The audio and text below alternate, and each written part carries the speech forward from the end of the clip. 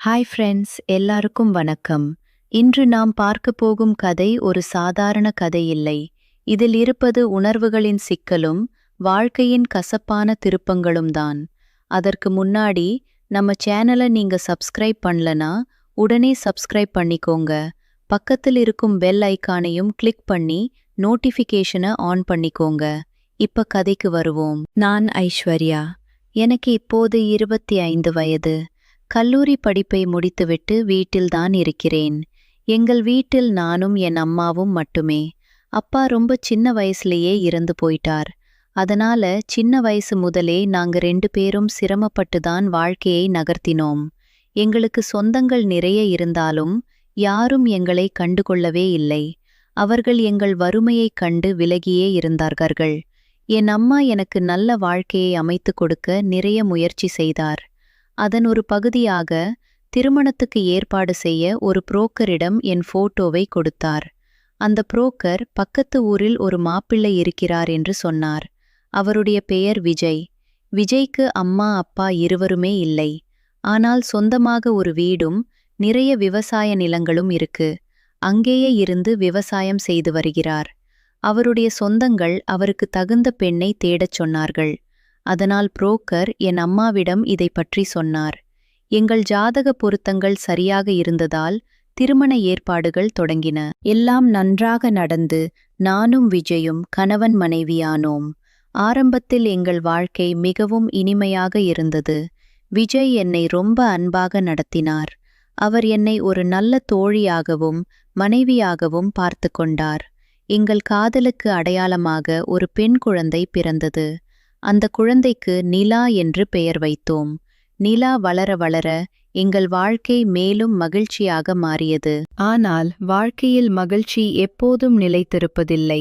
விஜய்க்கு விவசாயத்தில் திடீரென பெரிய நஷ்டம் ஏற்பட்டது. மழை பொய்த்ததால் பயிர்கள் கருகிப் போயின. இதனால் அவர் அக்கம்பக்கத்தில் உள்ளவர்களிடம் கடன் வாங்கினார். அந்த பணத்தை மீண்டும் விவசாயத்தில் போட்டு லாபம் பார்க்க முயற்சி செய்தார். ஆனால் ஒவ்வொரு முறையும் நஷ்டம்தான் மிஞ்சியது. இதனால் கடன்கள் குவிந்து கொண்டே போயின. விஜய் நிறைய பேர்களிடம் கடன் வாங்கியிருந்தார். அவர்கள் அடிக்கடி எங்கள் வீட்டுக்கு வந்து பணத்தை திருப்பிக் கேட்டார்கள். சிலர் என்னையும் என் மகள் நிலாவையும் பார்த்து விஜயை தவறான வார்த்தைகளால் திட்டினார்கள். இதையெல்லாம் தாங்க முடியாமல் விஜய் மனம் உடைந்தார். அவர் மன அழுத்தத்தில் தலைகுனிந்து நிற்க ஆரம்பித்தார். கடைசியில் ஒரு நாள் அவர் தன்னுடைய வீட்டிலேயே தூக்கு போட்டு உயிரை மாய்த்து கொண்டார். விஜய் இறந்தபோது என் மகள் நிலாவுக்கு 13 வயதுதான். அவரது மரணத்துக்குப் பிறகு எங்கள் குடும்பத்தின் பொறுப்பு முழுவதும் என் தலையில் விழுந்தது. நான் வேலைக்குச் செல்ல ஆரம்பித்தேன். என் சம்பளத்தை நிலாவை காப்பாற்றி வீட்டுச் செலவுகளை பார்த்து கொண்டேன். ஆனால் விஜய் வாங்கிய கடன்களை அடைக்க முடியவில்லை. மொத்த கடன் 10 லட்சத்துக்கும் மேலிருந்தது. நான் மிகவும் சிரமப்பட்டு கடனை கொஞ்சம் கொஞ்சமாக அடைக்க முயற்சி செய்தேன். ஆனால் அது எல்லாம் ஒரு சிறு பகுதிதான். கடன்காரர்களில் வெங்கடேஷ் என்பவர் மிக முக்கியமானவர். அவர் எங்கள் ஊரில் பெரிய செல்வந்தர். அவருக்கு வயது 58. அவருக்கு மனைவி, மகன், மகள் எல்லாம் இருக்கிறார்கள். ஆனால் அவர்கள் டவுனில் வசிக்கிறார்கள். வெங்கடேஷ் மட்டும் ஊரில் தங்கி விவசாயத்தை பார்த்து வருகிறார். அவர் ஊரில் செல்வாக்கு மிக்கவர். அவர் கொடுத்த கடனை திரும்ப பெறுவதற்காகவே அடிக்கடி எங்கள் வீட்டுக்கு வந்து சென்றார். அவரால் எனக்கு மன அழுத்தம் அதிகமானது. ஒவ்வொரு முறையும் அவர் வரும்போது நான் பயத்துடனும் கவலையுடனும் தான் இருந்தேன். இதற்கு ஒரு முடிவு கட்ட வேண்டும் என்று நினைத்தேன். அப்போதுதான் என் மனதில் ஒரு தவறான எண்ணம் உதித்தது. அந்த எண்ணம்தான் இந்த கதையின் முக்கிய திருப்பமும் கூட. அடுத்த பாகத்தில் ஐஸ்வர்யா எடுத்த அந்த முடிவு என்ன, அது அவளுக்கும் நிலாவுக்கும் எப்படி ஒரு புதிய சிக்கலை உருவாக்குகிறது என்பதை பார்க்கலாம். கடந்த பாகத்தில் ஐஸ்வர்யாவின் கணவர் இறந்த பிறகு கடன் சுமையால் அவள் திணறுவதை பார்த்தோம்.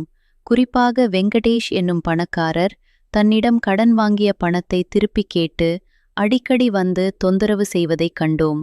இந்த நிலையில் ஐஸ்வர்யாவுக்கு ஒரு யோசனை வந்தது. வெங்கடேஷ் தன்னிடம் தவறான ஆசை வைத்திருக்கிறார் என்பதை அவள் கவனித்தாள்.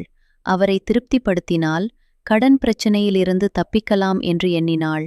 ஆரம்பத்தில் அவள் தயங்கினாள். ஆனால் கடன்காரர்களின் தொல்லையும் வறுமையும் அவளை மிகவும் வாட்டியது. எனவே அவள் ஒரு முடிவு எடுத்தாள். வெங்கடேஷுடன் நட்புறவு கொள்வது என்று தீர்மானித்தாள். அவன் வரும்போதெல்லாம் இளநகை புரிந்து சிரித்து பேச ஆரம்பித்தாள். இது வெங்கடேஷை மேலும் கவர்ந்தது. ஐஸ்வர்யா அவனிடம் பணத்தை தொடர்ந்து கேட்டும் வாங்கினாள். ஒரு கட்டத்தில் அவர்கள் இருவரும் தனிமையில் இருக்க ஆரம்பித்தனர். ஐஸ்வர்யாவின் வீடு ஊரின் கடைசி முனையில் இருந்ததால் அது அவர்களின் சந்திப்புகளுக்கு ஏற்ற இடமாக இருந்தது. மகள் நிலா பள்ளிக்குச் சென்றதும் வெங்கடேஷை அழைத்து வந்து அவனுடன் நேரத்தை செலவிட்டாள். வெங்கடேஷ் ஐஸ்வர்யாவின் அழகில் மயங்கி அவள் கேட்ட பணத்தை கொடுத்து கொண்டே இருந்தான். இது ஐஸ்வர்யாவுக்கு ஒரு பலமாக இருந்தது. கடன் பிரச்சனை சற்று குறைந்தது போல தோன்றியது. ஆனால் இந்த உறவு அவர்களின் வாழ்க்கையில் புதிய சிக்கலை உருவாக்கும் என்பதை அவள் உணரவில்லை. இப்படியே நாட்கள் சென்றன. ஒரு நாள் மாலை நிலா பள்ளி முடிந்து வீட்டுக்கு வந்தாள். வீட்டின் கதவு உள்ளே பூட்டப்பட்டிருந்தது. அவள் எவ்வளவோ கூப்பிட்டும் கதவை தட்டியும் உள்ளே இருந்து பதில் வரவில்லை. நிலா சந்தேகப்பட்டாள். வீட்டின் பின்புறம் இருந்த ஜன்னல் வழியாக உள்ளே பார்த்தாள். அங்குதான் அவள் அதிர்ச்சியை சந்தித்தாள். வெங்கடேஷும் ஐஸ்வர்யாவும் ஒன்றாக இருந்தனர். அந்த காட்சியைக் கண்ட நிலாவின் மனம் ஒரு கணத்தில் குழம்பியது. அவளால் நம்பவே முடியவில்லை. அவள் உடனே வீட்டின் முன்பக்கத்துக்கு வந்து கதவை சத்தமாக தட்டினாள். சிறிது நேரத்தில் ஐஸ்வர்யா வந்து கதவை திறந்தாள். அவள் முகத்தில் ஒரு போலித்தனமான புன்னகை. நிலாவிடம் எதுவும் நடக்காதது போல் பேசினாள். ஆனால் நிலாவின் மனதில் அந்த காட்சி பதிந்துவிட்டது. இரவு முழுவதும் அவளுக்கு தூக்கமே வரவில்லை. அவள் கண்களுக்கு முன்னால் வெங்கடேஷும் தன் அம்மாவும் இருந்த காட்சி மட்டும்தான் வந்து கொண்டிருந்தது. அடுத்த நாள் பள்ளிக்கு சென்றாலும் அவளால் பாடத்தில் கவனம் செலுத்த முடியவில்லை. அந்த காட்சி மனதில் ஒரு புதிய ஆர்வத்தை உருவாக்கியது. அவளுக்கு தவறான எண்ணங்கள் வர ஆரம்பித்தன. மறுநாள் மாலை வெங்கடேஷ் மீண்டும் அவர்கள் வீட்டுக்கு வந்தான். அவன் நிலாவுக்காக பல பொருட்கள் வாங்கி வந்தான். அவன் ஐஸ்வர்யாவின் வீட்டில் அமர்ந்து டிவி பார்த்து கொண்டிருந்தான். நிலா அவனையே பார்த்து கொண்டிருந்தாள். இதை நோக்கிய வெங்கடேஷ் சிறுமியின் மனநிலையை கண்டுபிடிக்க முயன்றான். அன்று இரவு நிலா தன் அறைக்கு சென்று விட்டாள். ஆனால் அவளால் தூங்க முடியவில்லை. அம்மா வெங்கடேஷுடன் என்ன செய்கிறாள் என்று பார்க்கும் ஆர்வத்தில் அவள் மீண்டும் எழுந்து அந்த ஜன்னலுக்கு சென்றாள். அங்கு அவள் ஐஸ்வர்யாவும் வெங்கடேஷும் மீண்டும் ஒன்றாக இருப்பதை பார்த்தாள். இந்த முறை அவள் அதை வெறுப்புடன் பார்க்கவில்லை. மாறாக ஒரு ஆர்வத்துடன் பார்த்தாள். தொடர்ந்து பல நாட்கள் இதேபோல் நடந்தது. நிலா அம்மாவும் வெங்கடேஷும் ஒன்றாக இருப்பதை இரகசியமாக பார்க்கும் பழக்கத்தை வளர்த்து கொண்டாள். இது அவளுக்கு ஒரு வகையான போதையாக மாறியது. அவள் மனம் படிப்படியாக கெட்ட எண்ணங்களில் சிக்க ஆரம்பித்தது. இந்த தொடர் நிகழ்வுகள் நிலாவையும் இந்த வட்டத்திற்குள் இழுக்கப் போகிறது. இதுதான் கதையின் மேலும் திருப்பும் சோகமான பகுதியும் கூட. அடுத்து என்ன நடக்கும்? நிலா இந்த தவறான பாதையிலிருந்து வெளியேறுவாளா அல்லது அவளும் இதில் அடிபடுவாளா? அடுத்த பாகத்தில் பார்க்கலாம். நிலா தன் அம்மாவும் வெங்கடேஷும் தனிமையில் இருப்பதை தொடர்ந்து பார்த்து வந்தாள். ஒவ்வொரு நாளும் அவளுக்கு அந்த காட்சி மீது ஒரு அப்பட்டமான ஆர்வம் ஏற்பட்டது. அவள் பள்ளிக்கு செல்வதில் கவனம் குறைந்தது. படிப்பில் ஆர்வம் படிப்படியாக குறைந்து கொண்டே வந்தது. வெங்கடேஷ் வரும் ஒவ்வொரு முறையும் நிலா அவனை உற்று பார்ப்பாள். அவனுடன் பேச ஆரம்பித்தாள். ஆரம்பத்தில் வெங்கடேஷ் அவளை ஒரு குழந்தையாகத்தான் கருதினான். ஆனால் நிலாவின் பார்வையில் ஒரு வித்தியாசமான கவர்ச்சி இருப்பதை அவன் கவனித்தான். அவள் தன்னிடம் அதிகம் பேசவும் தன்னை சுற்றி வரவும் செய்தாள். இதனால் வெங்கடேஷின் மனதிலும் ஒரு தவறான எண்ணம் உதித்தது. அவளும் இந்த விஷயத்தில் ஆர்வம் காட்டுகிறாளா என்று அவன் யோசிக்க ஆரம்பித்தான்.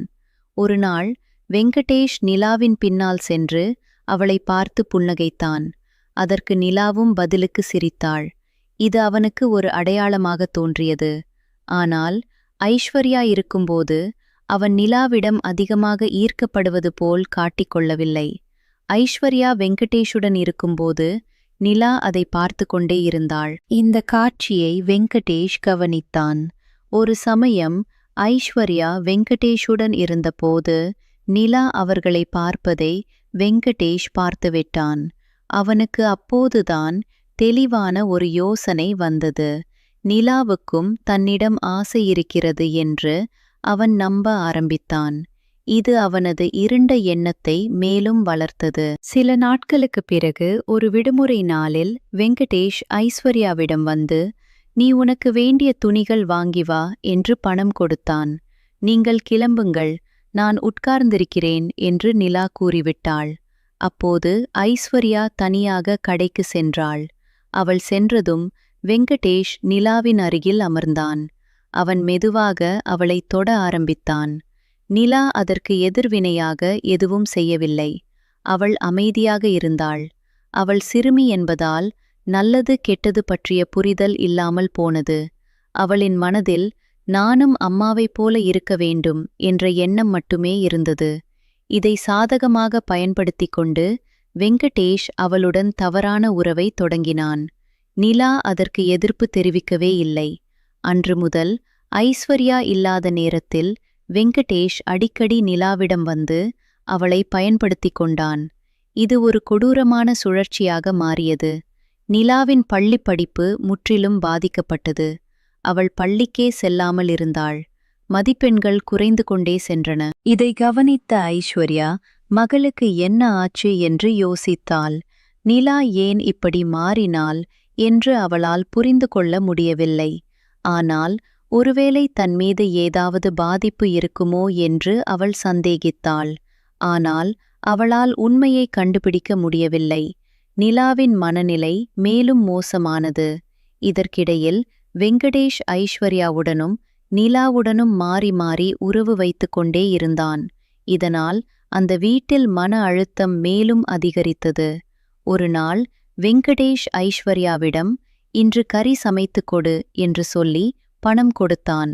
அவள் கறிக்கு பொருட்கள் வாங்க கடைக்கு சென்றாள். ஆனால் அவள் கைப்பையை மறந்துவிட்டதால் திரும்பி வந்தாள். வீட்டிற்குள் வந்தபோது அவள் கண்ட காட்சி அவளை அதிர்ச்சியில் ஆழ்த்தியது. வெங்கடேஷ் அவள் மகள் நிலாவுடன் தவறாக இருந்தான். இதை பார்த்த ஐஸ்வர்யாவுக்கு கோபமும் வலியும் பொங்கி எழுந்தது. இந்த காட்சியை கண்ட பிறகு ஐஸ்வர்யா என்ன செய்தாள்? அவளும் அவள் மகளும் எப்படி இந்த சூழ்நிலையை சமாளிக்கிறார்கள்? அடுத்த பாகத்தில் தெரிந்து கொள்வோம். ஐஸ்வர்யா வெங்கடேஷும் தன் மகள் நிலாவும் ஒன்றாக இருந்த காட்சியை பார்த்ததும் அவள் மனதில் கொந்தளிப்பு ஏற்பட்டது. உடனே அவள் அந்த அறைக்குள் பாய்ந்து வெங்கடேஷை கடிந்து கொண்டாள். "என் மகளை தொடாதே, இந்த வீட்டை விட்டு உடனே வெளியே போ" என்று கத்தினாள். இதற்கு வெங்கடேஷ் கோபமடைந்து, "நான் வருகிறேன், பார்த்து கொள்கிறேன்" என்று மிரட்டிவிட்டு வெளியே சென்றான். அவன் சென்றதும் ஐஸ்வர்யா நிலாவிடம் கேட்டாள், "உனக்கு என்ன ஆச்சு? ஏன் இப்படி செய்தாய்?" நிலா அழுது கொண்டே எதுவும் பேசாமல் இருந்தாள். அவளால் தன் மகளிடம் கடுமையாக பேச முடியவில்லை. ஏனென்றால் இதற்கு தானும் காரணம் என்பதை அவள் உணர்ந்தாள். தான் எடுத்த தவறான முடிவுகள்தான் தன் மகளை இந்த நிலைக்கு தள்ளியது என்று அவள் நினைத்து வருந்தினாள். ஆனால் அப்போதைக்கு நிலாவிடம் எதுவும் சொல்லாமல் இருந்தாள். ஐஸ்வர்யா மிகவும் குழப்பத்தில் இருந்தாள். ஒருபுறம் கடன், மறுபுறம் மகளின் நிலை. இந்த இரண்டு பிரச்சனைகளும் அவளை முற்றுகையிட்டன. ஒரு வாரம் கழித்து வெங்கடேஷ் மீண்டும் அவர்கள் வீட்டுக்கு வந்தான். இந்த முறை அவன் முகத்தில் ஒரு புதிய திட்டம் இருந்தது. அவன் ஐஸ்வர்யாவை பார்த்து, "நான் இதுவரை உனக்கு 12 லட்சம் ரூபாய் கொடுத்துள்ளேன். அந்த பணத்தை இப்போதே திருப்பிக் கொடு" என்று கேட்டான். இதற்கு ஐஸ்வர்யா, "என்னிடம் பணம் இல்லை" என்று கூறினாள். உடனே வெங்கடேஷ் ஒரு நிபந்தனையை முன்வைத்தான். "உன் மகள் மீது எனக்கு ஆசை இருக்கிறது. அவளுடன் நான் தனிமையில் இருக்க இடையூறு செய்யக்கூடாது. அப்படி செய்தால் நான் உன்னிடம் பணம் கேட்க மாட்டேன். இல்லையென்றால் கடனை அடைத்துவிடு" என்று மிரட்டினான். இந்த மிரட்டலின் முன் ஐஸ்வர்யா திணறினாள். அவளுக்கு என்ன செய்வதென்று புரியவில்லை. ஒருபுறம் கடன், மறுபுறம் மகளின் கற்பு. இந்த இக்கட்டான நிலையில் அவள் வெங்கடேஷிடம் கெஞ்சினாள், "என்னை எவ்வளவு வேண்டுமானாலும் பயன்படுத்திக் கொள். என் மகளை மட்டும் விட்டுவிடு. உன் கடனை நான் சமாளிக்கிறேன் என்று கூறினாள். ஆனால் வெங்கடேஷ் அவளது வேண்டுகோளை ஒப்புக்கொள்ளவில்லை. அவனது மிருகத்தனமான மனம் நிலா மீது கண் வைத்திருந்தது. உடனே ஐஸ்வர்யா முன்னிலையிலேயே நிலாவை அறைக்கு அழைத்துச் சென்று அவளுடன் தவறாக நடந்து கொண்டான். ஐஸ்வர்யாவால் எதுவும் செய்ய முடியாமல் அப்படியே நிற்க வேண்டியதாயிற்று. இதனால் ஐஸ்வர்யாவுக்கும் நிலாவுக்கும் மனவேதனை அதிகமானது. படிப்படியாக வெங்கடேஷின் கொடுமைகள் அதிகரித்தன. நிலா இதை விரும்பாததால் அவன் அவளை வற்புறுத்தி கொடுமைப்படுத்த ஆரம்பித்தான். இந்த துன்புறுத்தலிலிருந்து தப்பிக்கும் வழியை நினைத்தார்கள். ஒருநாள் ஐஸ்வர்யாவும் நிலாவும் சேர்ந்து உட்கார்ந்து பேசினார்கள். இனி இந்த கொடுமையை தாங்க முடியாது, இவனிடமிருந்து எப்படியாவது விடுபட வேண்டும் என்று முடிவு செய்தார்கள். ஆனால் கடன் பிரச்சனையும் ஊரில் அவர்களின் நிலைமையும் அவர்களை கடுமையாக பாதித்தன. வெங்கடேஷ் ஒரு செல்வாக்கு மிக்கவர் என்பதால் அவனுக்கு எதிராக யாரும் பேச மாட்டார்கள். இதனால் அவர்கள் வேறு வழியில்லாமல் ஒரு கடுமையான முடிவுக்கு வந்தார்கள். வெங்கடேஷை கொலை செய்வதென்று திட்டமிட்டார்கள். இந்த திட்டம் அவர்களுக்கு மிகவும் பயமுறுத்தலாக இருந்தது. ஆனால் அன்றாடம் நடக்கும் கொடுமைகளை நினைத்து இதுவே சரியான பாதை என்று எண்ணினார்கள். இந்த துயரமான சூழலில் அவர்கள் அந்த கொலை திட்டத்தை செயல்படுத்த தயாரானார்கள். அந்த கொலை திட்டம் என்ன? அதை அவர்கள் எப்படி செயல்படுத்தினார்கள்? அடுத்த பாகத்தில் பார்க்கலாம். கடந்த பாகத்தில் ஐஸ்வர்யாவும் நிலாவும் வெங்கடேஷின் கொடுமையிலிருந்து தப்பிக்க அவனை கொலை செய்ய திட்டமிட்டதை பார்த்தோம். இந்த திட்டத்தை அவர்கள் எப்படி செயல்படுத்தினார்கள் என்று பார்ப்போம். ஒரு நாள் மாலை வெங்கடேஷ் வழக்கம் போல் ஐஸ்வர்யா வீட்டிற்கு வந்தான். அப்போது ஐஸ்வர்யா அவனுக்கு சாப்பாடு கொடுத்தாள். சாப்பிட்ட பிறகு வெங்கடேஷ் அருகிலிருந்த படுக்கையில் சற்று ஓய்வெடுக்க படுத்தான். அப்போது முன்கூட்டியே தயாராக இருந்த ஐஸ்வர்யாவும் நிலாவும் அவனை மறைத்து தாக்கினார்கள். நிலா பயத்தில் நடுங்கினாள். ஆனால் கோபமும் வேதனையும் அவளை துணிகரமாக செயல்பட வைத்தது. ஐஸ்வர்யா அருகில் இருந்த கயிற்றை எடுத்து வெங்கடேஷின் கழுத்தில் மாட்டி இறுக்கினாள். வெங்கடேஷ் திணறினான். ஆனால் அவனால் எதிர்த்து போராட முடியவில்லை. சிறிது நேரத்தில் அவன் உயிரிழந்தான். அந்த அறையில் பயங்கரமான அமைதி நிலவியது. ஐஸ்வர்யாவும் நிலாவும் ஒருவரையொருவர் பார்த்து கொண்டு பயத்துடன் நின்றனர். தாங்கள் செய்த செயல் எவ்வளவு பெரியது என்பதை உணர்ந்தார்கள். இப்போது உடலை என்ன செய்வது என்ற கேள்வி எழுந்தது. யாருக்கும் தெரியாமல் இந்த உடலை மறைக்க வேண்டும். இல்லையென்றால் காவல் நிலையம் விசாரணைக்கு வந்துவிடும். ரொம்ப நேரம் யோசித்த பிறகு உடலை ஆற்றில் போட்டுவிட முடிவு செய்தார்கள். அப்பகுதியில் ஒரு ஆறு இருந்தது. இரவு நேரத்தில் யாரும் பார்க்காத வகையில் வெங்கடேஷின் உடலை தூக்கிச் சென்று ஆற்றில் வீசி எறிந்தார்கள். தண்ணீரில் உடல் மிதப்பதை பார்த்து கொண்டு அவர்கள் வீட்டுக்கு திரும்பினார்கள். இரவு முழுவதும் அவர்களால் தூங்க முடியவில்லை. பயமும் குற்ற உணர்வும் அவர்களை வாட்டியது. சில நாட்கள் கழித்து ஆற்றில் உடல் மிதந்தது. அதை பார்த்த மக்கள் காவல் நிலையத்தில் புகார் செய்தனர். போலீசார் வந்து அந்த உடலை மீட்டு விசாரணை நடத்தினர். உடல் அதிகம் அழுகிய நிலையில் இருந்ததால் சரியான அடையாளத்தை கண்டுபிடிக்க முடியவில்லை. ஆனால் அந்த பகுதியில் வெங்கடேஷை காணவில்லை என்ற புகார் வந்ததால் போலீசார் சந்தேகப்பட்டனர். அவர்கள் ஐஸ்வர்யாவின் வீட்டிற்கு விசாரணைக்கு வந்தனர். போலீசார் கேள்விகளை தொடுத்தனர். வெங்கடேஷ் கடைசியாக எங்கே காணப்பட்டார்? உங்களுக்கும் அவருக்கும் என்ன தொடர்பு என்று கேட்டனர். இதற்கு ஐஸ்வர்யா, அவர் எங்களுக்கு கடன் கொடுத்திருந்தார். அவர் வருவது போவது இருந்தார். ஆனால் சமீபமாக அவரை பார்க்கவில்லை என்று சாதித்தாள். மகள் நிலாவும் தன் அம்மாவின் பதிலையே சொன்னாள். இருந்தாலும் போலீசாருக்கு ஏதோ சந்தேகம். அவர்கள் ஊரில் உள்ளவர்களிடம் விசாரித்தனர். சிலர் வெங்கடேஷ்க்கும் ஐஸ்வர்யாவுக்கும் இடையே தவறான உறவு இருந்ததாக சொன்னார்கள். இந்த தகவல் போலீசாரின் சந்தேகத்தை மேலும் அதிகரித்தது. ஆனால் நேரடியான ஆதாரமில்லாததால் அவர்களால் உடனடியாக எந்த நடவடிக்கையும் எடுக்க முடியவில்லை. போலீசார் சிறிது நேரம் விசாரித்துவிட்டு சென்றனர். ஆனால் அவர்களின் மனதில் ஐஸ்வர்யா மீதான சந்தேகம் நீங்கவில்லை. போலீசார் திருப்பி வருவார்களா? இந்த சம்பவத்தில் ஐஸ்வர்யாவும் நிலாவும் உண்மையில் தப்பித்து விடுவார்களா? அடுத்த பாகத்தில் இறுதி முடிவு. கடந்த பாகத்தில் ஐஸ்வர்யாவும் நிலாவும் வெங்கடேஷை கொலை செய்து உடலை ஆற்றில் வீசியதையும் போலீசார் விசாரணை செய்ய வந்ததையும் பார்த்தோம். இப்போது இந்த வழக்கின் இறுதி முடிவு என்ன என்பதை பார்ப்போம். போலீசார் முதலில் சென்றாலும் வழக்கு அவர்கள் மனதில் இருந்தது. வெங்கடேஷின் உடல் மீட்கப்பட்டதும் அவரது மரணத்திற்கான காரணத்தை கண்டுபிடிக்க முயன்றனர். மேலும் ஊரில் பலரிடம் ரகசியமாக விசாரணை நடத்தினர். வெங்கடேஷின் நடத்தை, அவரது பண பரிவர்த்தனைகள், ஐஸ்வர்யாவின் வீட்டில் அவர் அடிக்கடி சென்று வந்தது, இவை அனைத்தும் போலீசாரின் சந்தேகத்தை வலுப்படுத்தின. குறிப்பாக வெங்கடேஷ் மாயமான நாளில் ஐஸ்வர்யா வீட்டிலிருந்து தான் கடைக்கு சென்றதாகவும் பின்னர் திரும்பி வந்ததாகவும் கூறினாள். ஆனால் அக்கம் பக்கத்தினர் வேறு விதமாக சொன்னார்கள். அன்று வெங்கடேஷ் வந்ததும் ஐஸ்வர்யாவின் வீட்டிலிருந்து சத்தம் வந்ததாக சிலர் குறிப்பிட்டனர். இது போலீசாருக்கு பெரிய சூழ்ச்சி தந்தது. உடலை பரிசோதனை செய்தபோது அவர் கழுத்தில் கயிற்றின் தடயங்கள் இருந்தன. இது கொலை என்பதை உறுதிப்படுத்தியது. இந்த தகவல்களின் அடிப்படையில் போலீசார் மீண்டும் ஐஸ்வர்யாவின் வீட்டிற்கு வந்தனர். இந்த முறை அவர்கள் கடுமையாக விசாரித்தனர். வெங்கடேஷ், உன் வீட்டிற்கு வந்ததாக சாட்சிகள் சொல்கிறார்கள். நீ உண்மையை சொல்ல வேண்டும், இல்லையென்றால் உனக்கு கடுமையான தண்டனை கிடைக்கும் என்று எச்சரித்தனர். இதற்கு ஐஸ்வர்யா முதலில் மறுத்தாள். ஆனால் போலீசார் தொடர்ந்து அழுத்தம் கொடுத்தனர். அவர்கள் ஐஸ்வர்யாவை காவல் நிலையத்திற்கு அழைத்துச் சென்று தனியாக விசாரித்தனர். காவல் நிலையத்தில் ஐஸ்வர்யாவின் மன உறுதி தளர்ந்தது.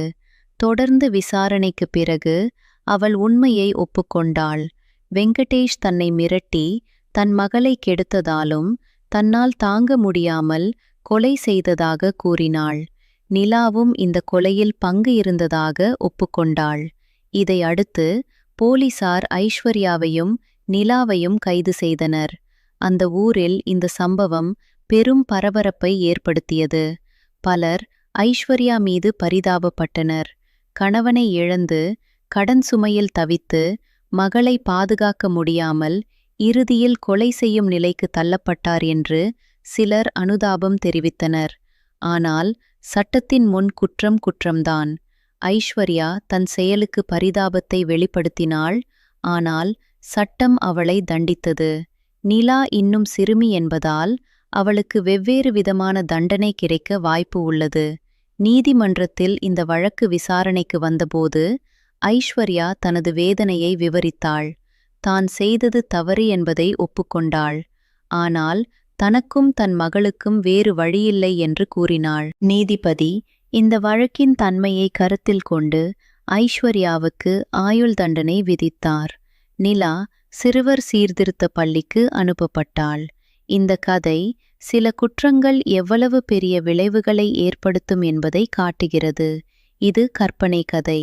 இப்படி ஒரு துயரமான நிகழ்வு நடக்காமல் இருக்க நாம் அனைவரும் சட்டத்தை மதிக்க வேண்டும். உங்களுக்கு இந்த கதை பிடித்திருந்தால் கீழே உள்ள கமெண்ட் பாக்ஸில் உங்கள் கருத்தை கூறுங்கள். தேங்க்யூ.